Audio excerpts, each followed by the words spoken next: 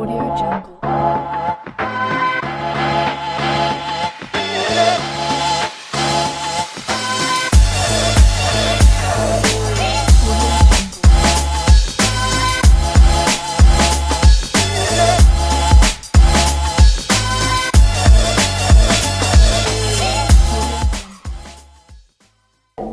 Selamat pagi pemirsa, dan apa kabar?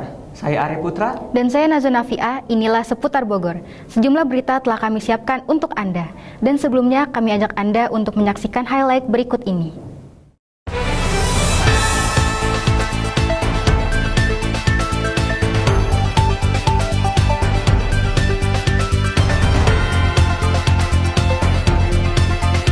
Pertama, saya ingin mengucapkan turut prihatin kepada korban atau pelapor ya yang Kekerasan seksual semakin kerap terjadi di lingkungan perguruan tinggi yang dinilai merusak nilai-nilai keadilan dan rasa aman di ruang akademik.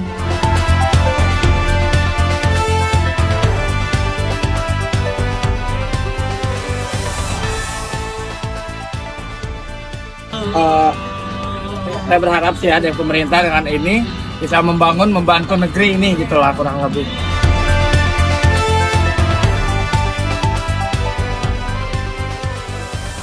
Menurutku memang cukup memprihatinkan ya, karena sejauh ini dari mungkin abad ke-20 gitu ya ketika kasusnya Marsina. Termasuk upah di bawah UMR dan jaminan sosial yang tidak diberikan. Alih-alih meningkatkan keadilan, kejaksaan dan Jakarta Pusat justru menahan.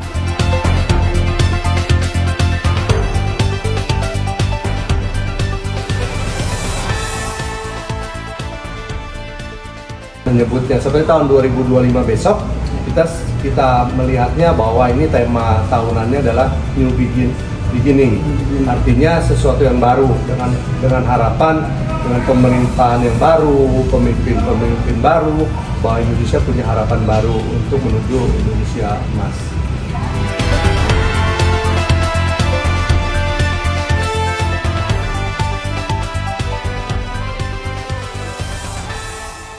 Ini tidak hanya menawarkan keindahan alam yang memikat, tetapi juga memberikan pengalaman berharga untuk melestarikan alam dan juga berinteraksi dengan lingkungan yang masih asli. Ini untuk asal usulnya dari 2014 kalau udah salah. Itu kita ngebangun.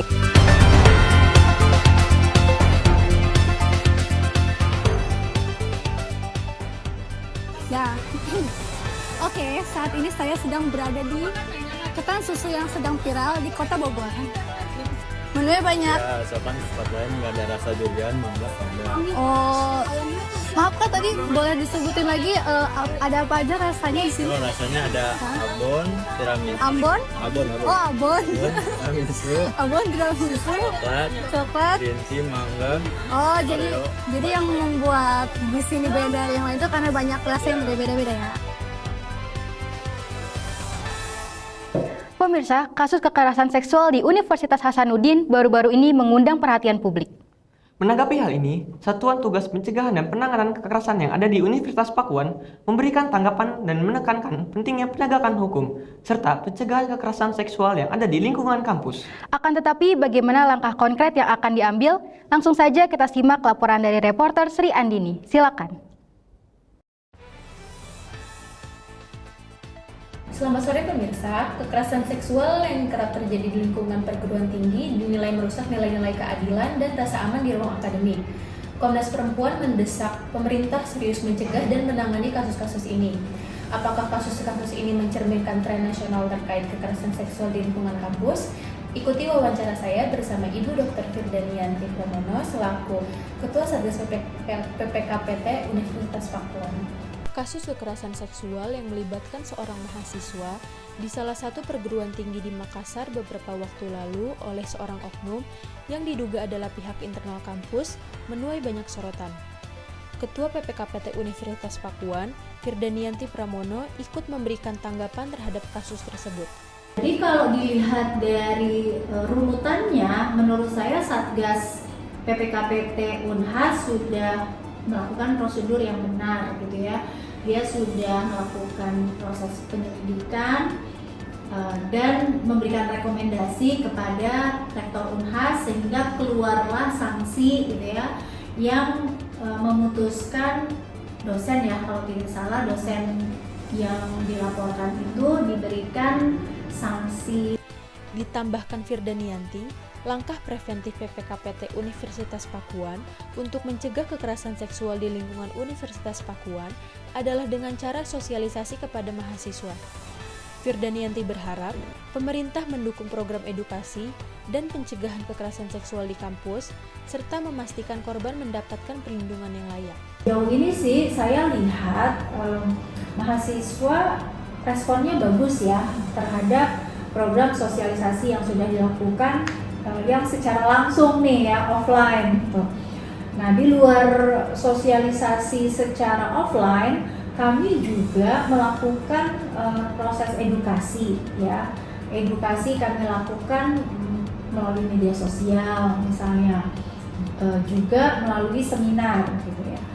Dengan kolaborasi antara pemerintah, kampus, dan masyarakat, diharapkan kekerasan seksual di lingkungan kampus bisa dicegah dan korban mendapatkan keadilan. Oke pemirsa, kekerasan seksual di lingkungan kampus merupakan salah satu kejahatan yang harus diberantas.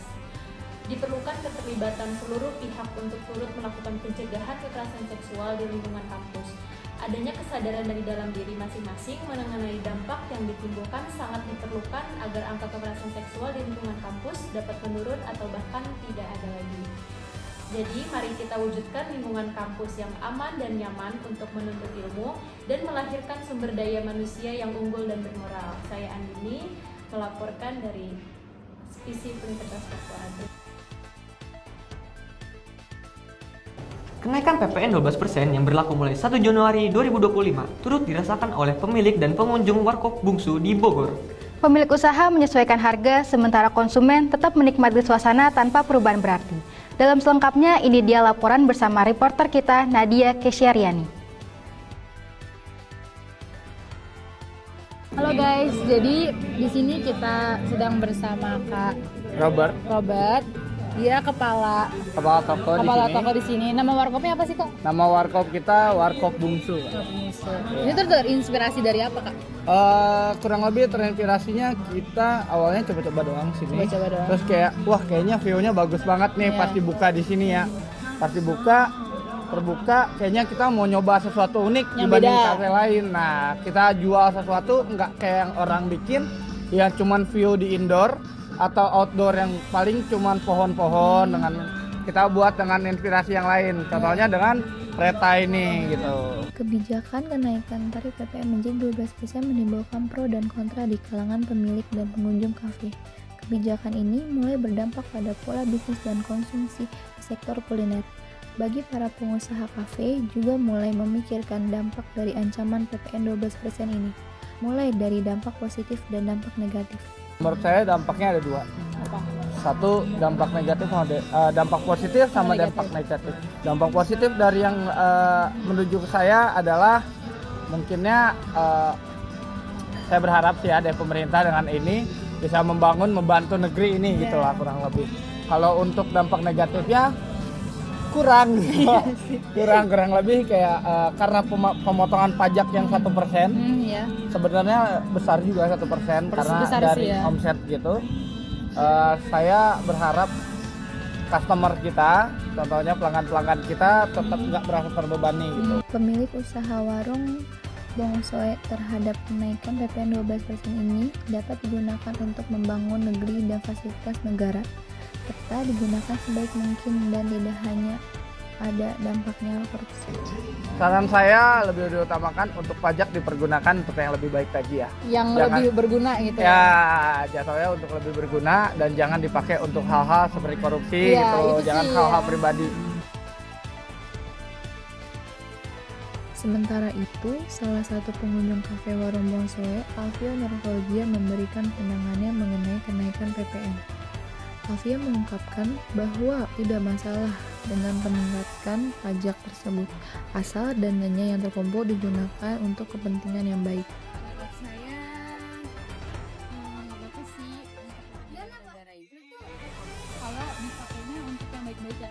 Kakak atas waktunya. Sama. Jangan lupa guys di visit di kafe, di Warkop Bungsu.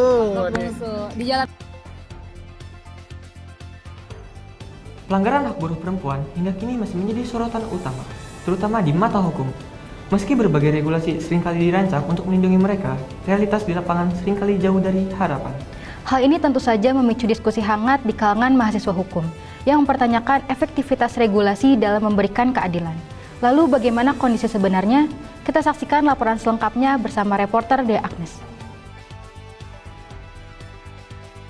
Pemirsa, hari ini 23 Desember 2024 bersama saya Dea Agnes Hermawan berada di lantai 4 Gedung Rektorat Universitas Papua. Kasus mantan buruh Septia dari perusahaan PT 5 Sekawan Indonesia Hi5 mengungkapkan pelanggaran hak ketenaga kerjaan termasuk upah di bawah UMR dan jaminan sosial yang tidak dibayarkan. Alih-alih mendapat keadilan, Kejaksaan Negeri Jakarta Pusat justru menahan Septia selama 20 hari sejak 19 September 2024. Ikuti wawancara saya bersama Kak Firda Amelia Malik selaku mahasiswa tingkat akhir Fakultas Hukum Universitas Papua. Kasus mantan buruh Septia dari perusahaan PT 5 Sekawan Indonesia Hi5 mengungkapkan pelanggaran hak ketenaga kerjaan, termasuk upah di bawah UMR dan jaminan sosial yang tidak dibayar. Alih-alih mendapat keadilan, Kejaksaan Negeri Jakarta Pusat justru memutuskan untuk menahan Septia selama 20 hari, sejak 19 September 2024. Jadi menurutku memang cukup memprihatinkan ya, karena sejauh ini dari mungkin abad ke-20 gitu ya, ketika kasusnya Marsina itu terjadi gitu sampai sekarang tuh menurutku belum ada sesuatu yang perubahan baik yang progresif gitu. Jadi belum ada perubahan yang benar-benar signifikan membawa perubahan terkait bagaimana buruh itu menjadi lebih baik kondisinya di Indonesia gitu, terutama kepada buruh perempuan. Firda berharap dengan adanya kasus Marsina, banyak buruh perempuan yang memberanikan diri untuk menuntut haknya. Paling utama adalah memang berserikat itu, karena dengan berserikat kita jadi punya bisa berbagi pengalaman gitu dengan pekerja yang lain. Kemudian kita juga bisa menambah pemahaman kita terkait bagaimana sih sebetulnya ketika kita menghadapi persoalan di tempat kerja, kemudian apa sebetulnya menjadi hak dasar kita yang sebetulnya oleh perusahaan gitu. Nah, dan dengan berserikat itu kita juga punya kekuatan yang lebih besar dan kita punya keberanian gitu ketika misalnya memang hak kita dilanggar sebagai pekerja gitu. Kita tahu harus melapor kemana dan kita harus berbuat apa kayak gitu. Pemirsa, selama ada pasal pencernaan nama baik di dalam Undang-Undang Informasi dan Transaksi Elektronik maupun Kitab Undang-Undang Hukum Pidana, kita semua bisa diskriminalisasi oleh korporasi tamak kapanpun kita menuntut hak kita sebagai buruh. Kemenangan Septia adalah kemenangan kita semua. Saya Dea Agnes melaporkan. Jangan kemana-mana, setelah jeda iklan ini kami akan kembali dengan informasi terkini. Tetap bersama kami di Seputar Bogor.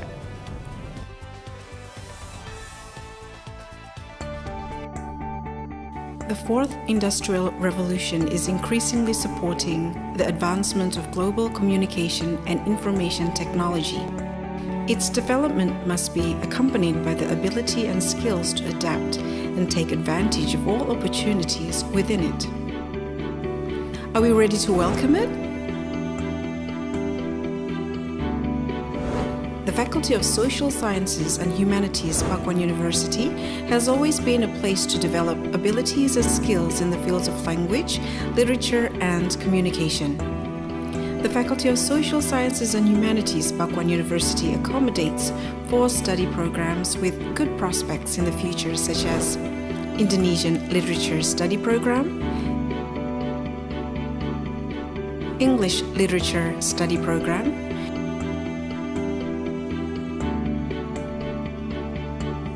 Japanese Literature Study Program,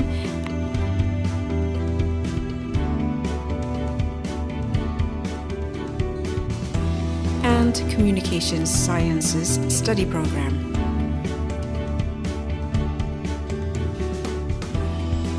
Each study program carries out various effective and applicable lecture activities to create an active and creative generation in global developments.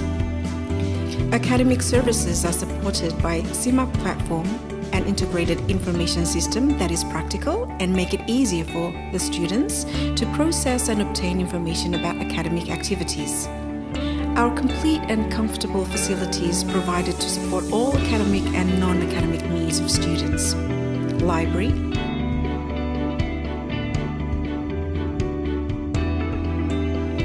language laboratory, multimedia laboratory, broadcasting laboratory,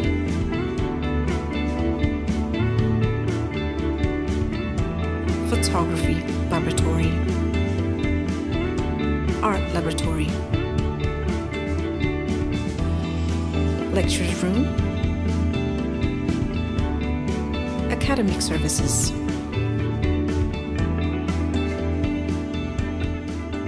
Faculty of Social Sciences and Humanities, as a learning organization, will continue to improve the quality of lecturers and also graduates, participate in preserving the culture of local wisdom, excelling in the fields of language and literature, media and communication.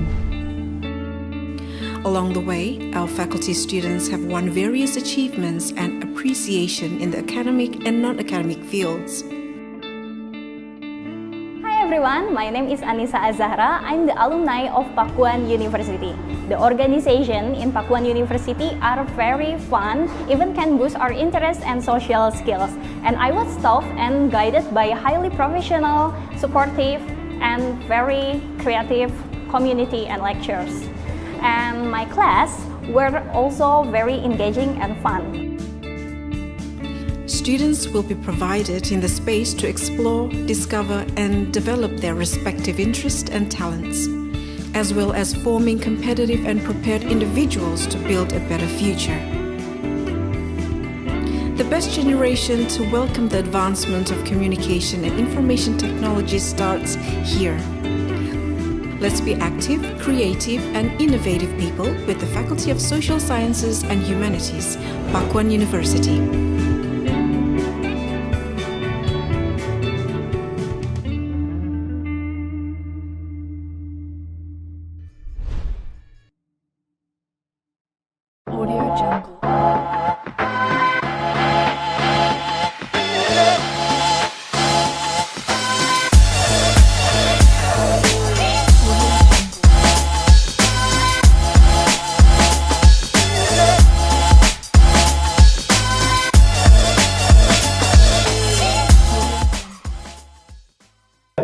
Pemirsa, perayaan Imlek dan Cap Gomeh di Surya Kencana telah dikenal luas sebagai salah satu daya tarik wisata budaya di Kota Bogor.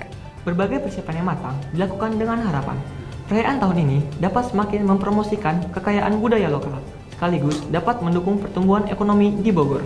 Selengkapnya, kita ikuti laporan dari Abdul Aziz Febrio. Pemirsa, pada tanggal 17 Desember tahun 2024, hari Selasa pukul 11 waktu Indonesia Barat, kali ini saya berada di Surya Kencana Bogor, tepatnya berada di Vihara Donadun Pakpuk. Kali ini saya sudah bersama dengan Bapak Arifin Himawan. Ya. Bapak selaku ketua panitia Cap Gomeh. Untuk perayaan Cap Gomeh tahun 2025 mendatang.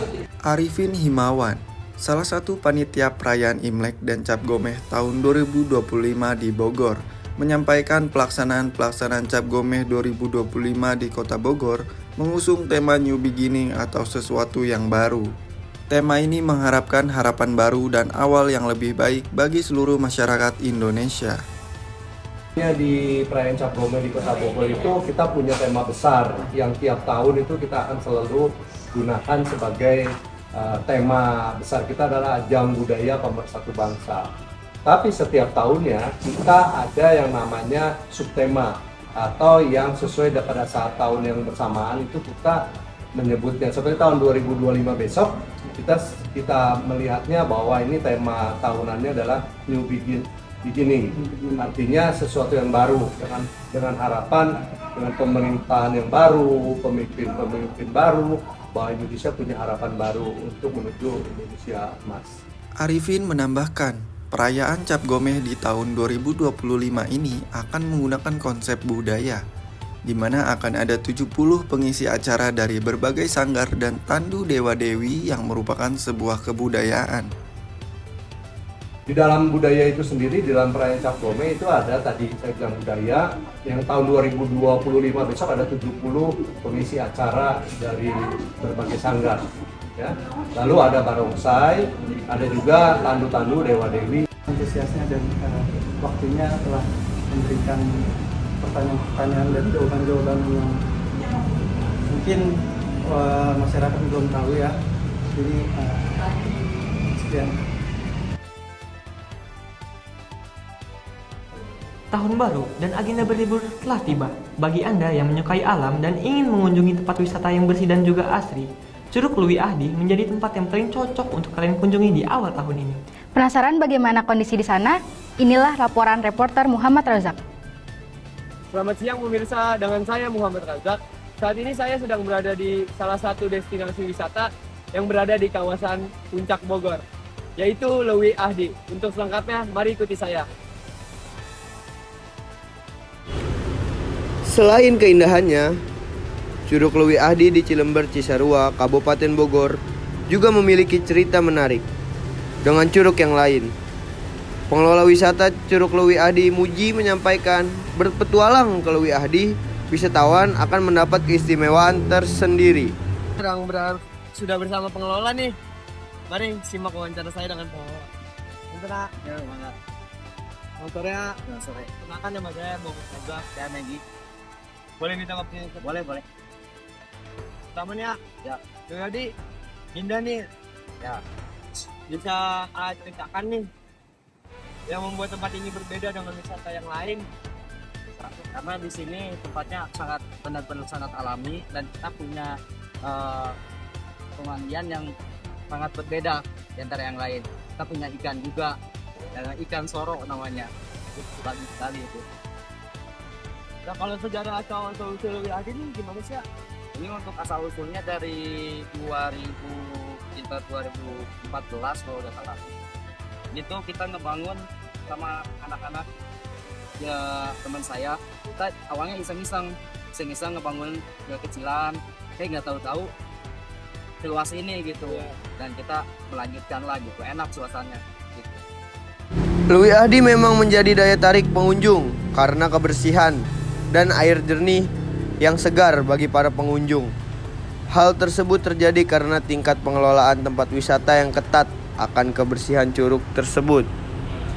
Ya utamanya sih kebersihan sampah-sampah yang bekas pengunjung gitu, yang terutama itu. Ya sisanya kita merawat lingkungan ini seperti alang-alangnya gitu. Pemirsa, Lewi Ahdi tidak hanya menawarkan keindahan alam yang memikat, tetapi juga memberikan pengalaman berharga untuk melestarikan alam dan juga berinteraksi dengan lingkungan yang masih asri. Dengan kesadaran bersama untuk menjaga kebersihan dan kelestarian, kita juga dapat menjadikan Lewi Ahdi sebagai destinasi wisata yang berkembang dengan tidak merusak alam. Saya Muhammad Razak melaporkan dari Lewi Ahdi. Salah satu yang tidak kalah mode sera adalah kuliner yang sedang ramai dibicarakan di media sosial, yaitu ketan susu Malabar. Dengan cita rasa yang khas dan tekstur yang lembut, sajian ini berhasil mencuri perhatian bagi para pecinta kuliner di berbagai daerah. Apa yang membuat ketan susu Malabar begitu spesial? Mari kita simak liputannya bersama reporter kita Nur Aida. Malabar, sebuah tempat kuliner yang menyajikan berbagai macam makanan, mulai dari tradisional hingga modern pun ada di sini. Setiap sajian di sini diracik dengan bahan-bahan tradisional. Penasaran kan? Mari kita cari tahu. Oke, saat ini saya sedang berada di ketan susu yang sedang viral di Kota Bogor. Maheng, pemilik usaha ketan viral di Bogor ini juga menyatakan bahwa toko ketan yang dia buat mempunyai perbedaan dengan toko yang lainnya. Menunya banyak. Menunya banyak. Ya, sopan tempat lain nggak ada rasa durian, mangga ada. Oh, maaf Kak, tadi boleh disebutin lagi ada apa aja rasanya di sini? Oh, rasanya ada abon, tiramisu. Ambon? Abon. Oh, abon. Tiramisu. Abon, tiramisu. Coklat. Dirisi mangga. Oh, jadi yang membuat di sini beda dari yang lain itu karena banyak rasa yang beda. Selain itu, Maeng sebagai pemilik toko juga menjelaskan bagaimana cara ia menyajikan ketan susu yang banyak disukai itu.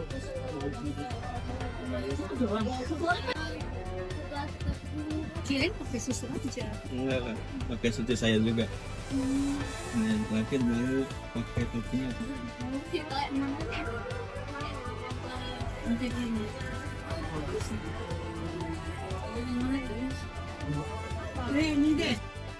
Semakin ramai pengunjung karena kenikmatan yang lezat, ketan susu memiliki banyak peminat. Trisna Amelia, pengunjung setia ketan susu juga menyampaikan pandangannya terhadap toko ketan susu. Sebenarnya aku suka yang ini, yang tiramisu. Sebelumnya juga aku pernah beli rasa tiramisuan sih. Kaitan. Ya, demikianlah perjalanan kuliner kita di Malabar Bogor ini, di mana suasana yang asri dan berbagai pilihan menu yang menggoda. Malabar benar-benar tempat yang destinasi kuliner yang wajib dikunjungi. Semoga liputan ini memberikan inspirasi bagi Anda untuk merasakan langsung kelezatan yang ada di Malabar ini. Terima kasih telah menyimak dan sampai jumpa di keseruan kuliner selanjutnya.